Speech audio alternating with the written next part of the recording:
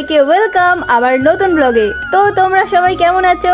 আশা করছি ভালো আছো, আর আমি অনেক ভালো আছি। তো আজকে আমি বানাবো জলপাইয়ের আচার, আর কি করে বানাবো সেটা তোমাদের সাথে শেয়ারও করব।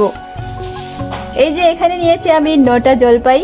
এগুলো আমি একটা বোনের বাড়ি থেকে মাখা খাওয়ার জন্য নিয়ে আসছি, কিন্তু এখন আর মাখা খাবো না, এখন আচার বানাবো। জলপাইগুলো নিয়ে আসার সেই 3-4 দিন হয়ে গেল, সেই জন্য নরম হয়ে গেছে দেখো। আর জলপাইয়ের মাখা খেতে হলে টাটকা জলপাই দরকার। যাই হোক, জলপাইগুলো আমি ধুয়ে নিয়েছি, এখন আমি এগুলোকে সেদ্ধ করব।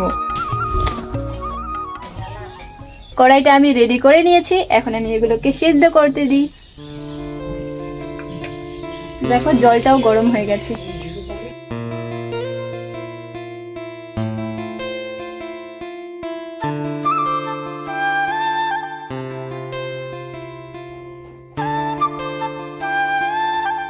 তো ওইদিকে জলপাইগুলো আগে সেদ্ধ হয়ে যাক, তার আগে আমি মশলাগুলো গুঁড়ো করে নিই।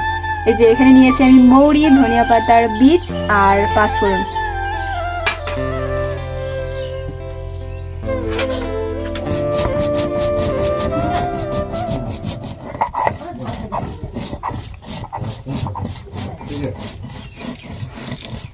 জলপাইগুলো সেদ্ধ হয়ে গেছে, এখন আমি এগুলোকে একটু নরম করব।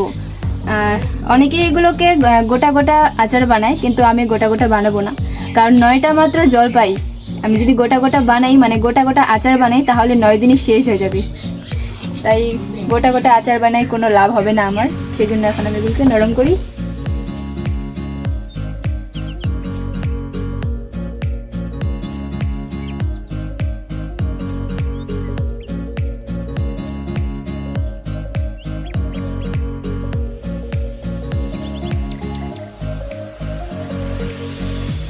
এই দেখো জলপাইগুলোকে আমি পুরো পেস্ট করে ফেলেছি, এখন আমি এগুলোকে রান্না করব।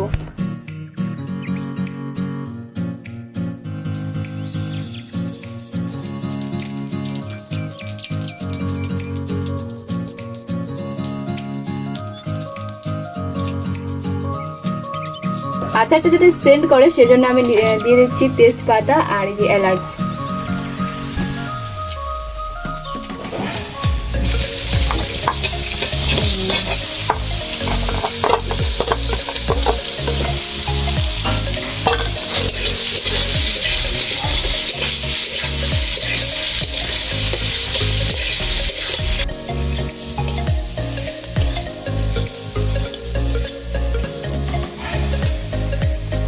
আচারটা যাতে একটু মিষ্টি করে সেই জন্য দেব 1 কাপ চিনি, আর চিনিটা দেওয়ার পর দেব গুঁড়ো মশলা।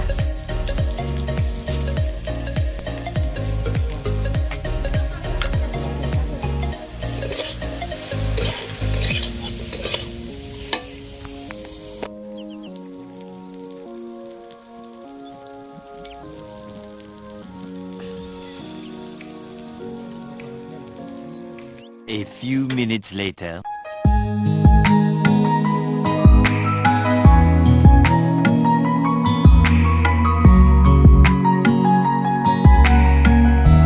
তো এখন আমার আচারটা খাওয়ার জন্য একেবারে রেডি। আর এখন আচারটাকে আমি একটা ফ্রেশ জারে স্টোর করে রাখবো। আচারটা ঠান্ডাও হয়ে গেছে এখন।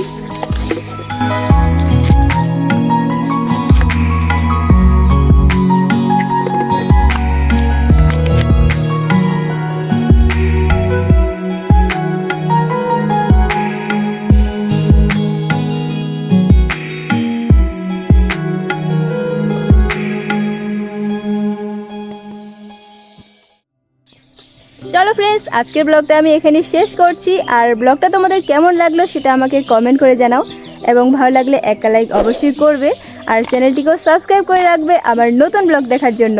তো চলো, দেখা হচ্ছে তোমাদের সাথে নেক্সট ব্লগে। ততক্ষণে সবাই ভালো থেকো, টাটা।